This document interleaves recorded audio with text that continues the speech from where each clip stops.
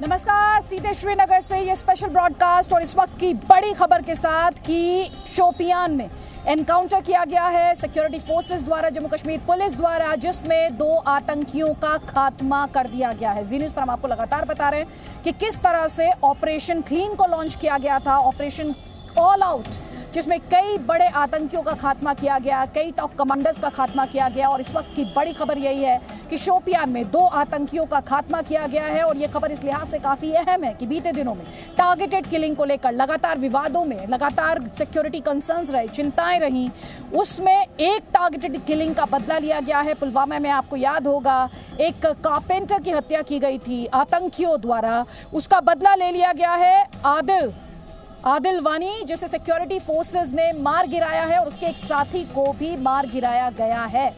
मेरे 2 सहयोगी इस वक्त साथ में, क्योंकि एक तरफ ये आतंकियों के खिलाफ, आतंक के खिलाफ ये ऑपरेशन जारी है और दूसरी तरफ एनआईए की छापेमारी भी जारी है। हम जहां पर खड़े हैं यहाँ पर भी सिक्योरिटी के पुख्ता इंतजाम किए गए हैं।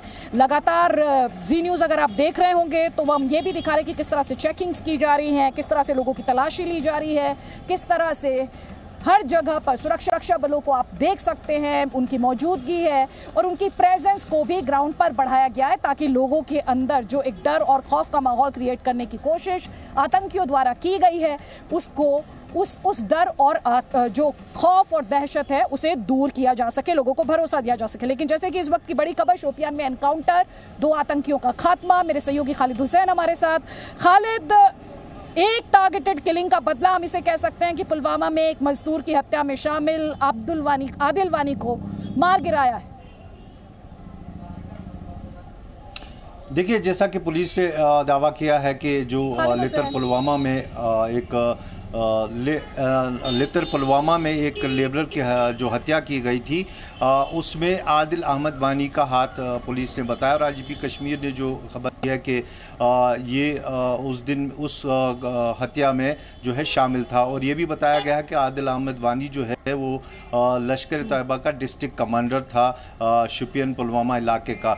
और ये एनकाउंटर मैं आपको बता दूं, द्रगड़ इलाका है शोपियान का, जो शोपियान से करीबन 7 किलोमीटर की दूरी पर है। और वहाँ पर आज करीबन 8 बजे सुबह कोऑर्डिनेट सर्च ऑपरेशन लॉन्च हुआ और एक्सचेंज ऑफ फायर जो है वो करीबन 10:30 बजे के करीब हुआ। और उसके बाद लगभग 2-2.5 घंटे ये ऑपरेशन चला, जिसमें सुरक्षा बलों ने ये दावा किया है कि 2 मिलिटेंट्स जो है उनको मार गिराया गया है और एक की इन्वॉल्वमेंट जो है एक टारगेट किलिंग में बताई जा रही है। और वहाँ अभी तलाशी अभियान जो है चलाया जा रहा है, क्योंकि जो हथियार और गोला बारूद है ये साफ हो पाया खालिद कि आदिल वानी के अलावा जो दूसरा आतंकी मारा गया है वो कौन है? क्या ये साफ हो पाया आदिल वानी के अलावा जो दूसरा आतंकी मारा गया है वो कौन है? वो दूसरा जो है मिलिटेंट वो भी लश्कर तैयबा का ही बताया जा रहा है और जो इसका साथी था और इसके साथ था। लेकिन मेन रोल जो बताया जा रहा है आदिल अहमद वानी का था, जो 7/2020 को उसने ज्वाइन किया था मिलिटेंट रैंक्स और उसके बाद से ये सक्रिय था इस पूरे इलाके में।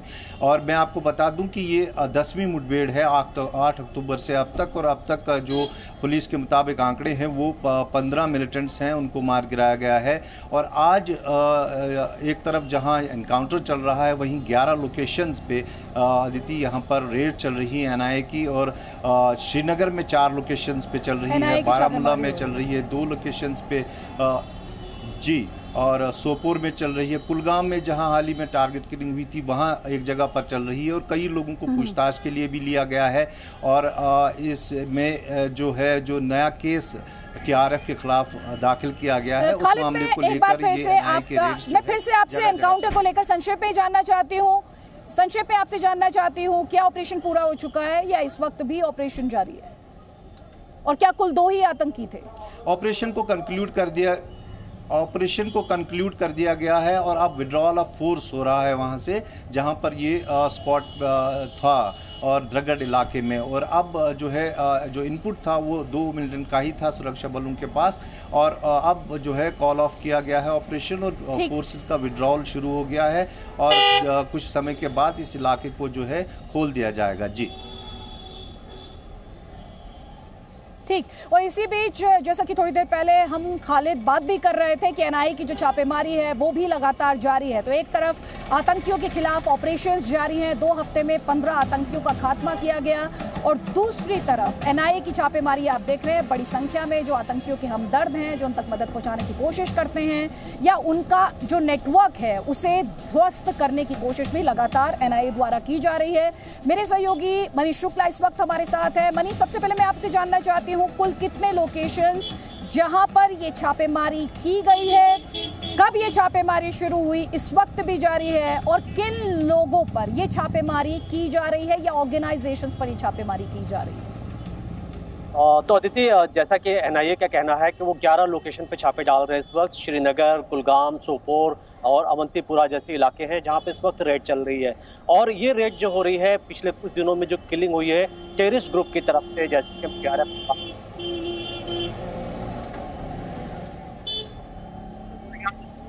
पहले इसमें वक्त जांच चल रही है, एविडेंस इकट्ठे किए जा रहे हैं। हालांकि शुरू में ये लगा था कि एनआईए जो सिविलियंस की किलिंग हुई है उस मामले में छापे डाल रही है, लेकिन एनआईए का कहना है कि ये चूंकि सारी किलिंग कहीं ना कहीं टेरर ग्रुप से लिंक है, तो इसकी जांच में हो सकता है कि इसको भी कहीं ना कहीं एक पुख्ता एविडेंस मिले कि कोई ऐसा ग्रुप है जिस तरीके से कॉन्स्पिरेसी रची गई कश्मीर में लोकल्स को मारने की, इसका खुलासा हो सके। अगर आप देखें तो पिछले 10-12 दिनों में एनआईए की काफी बड़ी टीम है इस वक्त जम्मू कश्मीर में मौजूद है, और एनआईए को लगता है कि जिस तरीके से सीमा पार एक लेवल पर प्लानिंग रची गई है कश्मीर को डिस्टेबलाइज करने के लिए, तो जो सारे टेरर ग्रुप्स हैं कश्मीर में इस वक्त एक्टिव हैं, और जो जिहादी एलिमेंट्स हैं वो एक बड़ी प्लानिंग कर रहे हैं, और इसके लिए फंडिंग भी हो रही है, इसके लिए लगातार रिक्रूटमेंट की कोशिश हो रही है, और कश्मीर में टेरर इंसिडेंट बढ़ाने की कोशिश हो रही है। तो यही सारी चीजों खबर को और सरल भाषा में दर्शकों को समझाना चाहती हूँ। सबसे पहले तो बीते 2 हफ्तों की बात करें, जब से ये टारगेटेड किलिंग का जो सिलसिला अनफॉर्चुनेट ट्रेंड शुरू हुआ, तब से एनआईए द्वारा कितनी जगह छापेमारी की गई है, कितने लोग अरेस्ट किए गए हैं, और किन बड़े ऑर्गेनाइजेशंस या फिर लोगों के खिलाफ एक्शन लिया गया है, अगर आप संक्षेप में तथ्यों के आधार पर ये उन्हें समझा पाए। अगर आप देखें तो एनआईए ने छापेमारी की कार्रवाई शुरू की थी पिछले 15 दिन के अंदर, तो वॉइस ऑफ हिंद और इसके तरीके से टेरर एक्टिविटीज हो रही थी, उसको लेकर के छापेमारी की कार्रवाई शुरू की गई थी। अगर हम कुल लोकेशन की बात करें तो हम ये लोकेशन जगहों पर छापेमारी की कार्रवाई की, और इसमें कई जो टेररिस्ट मास्टरमाइंड हैं, कई जिहादी एलिमेंट्स हैं, उनको ये पकड़ा गया है। लेकिन एनआईए को लगता है कि ये जो सारी अरेस्टिंग हो रही है, दरअसल इनको कहीं से इंस्ट्रक्शन मिल रहे हैं, इनको कहा जाता है कि वो टेरर बढ़ाएं। तो बाहर के देश के यानी पाकिस्तान का क्या लिंक है, आईएसआई का क्या लिंक है, और किस तरीके से पूरे ग्रुप ऑपरेट करें जम्मू कश्मीर में, इस लार्जर पिक्चर को अगर आप देखें तो इस वजह से छापे इंपॉर्टेंट हो जाते हैं। इसमें कोई 1-2 इंडिविजुअल इंपॉर्टेंट नहीं है, आप कह सकते हैं कि नेटवर्किंग, इस नेटवर्किंग को ब्रेक करने की कोशिश हो रही है। बहुत बहुत शुक्रिया मनीष आपका, क्योंकि एनआईए की छापेमारी और एनआईए का जो एक्शन है वो मिलिट्री ऑपरेशंस, जो माफ़ कीजिएगा, जो टेररिस्ट की ऑपरेशनल कैपेबिलिटीज़ हैं उन पर सीधे प्रहार के तौर पर देखा जाता है। तो उस लिहाज से ये खबर काफ़ी अहम है। इस खबर से जुड़े और अपडेट्स जैसे आएंगे जी न्यूज़ आप तक पहुंचाएगा। खालिद हुसैन आपका और मनीष शुक्ला आप दोनों का ही बहुत बहुत शुक्रिया। Presenting B news app available on Google Play and App Store. Download it now.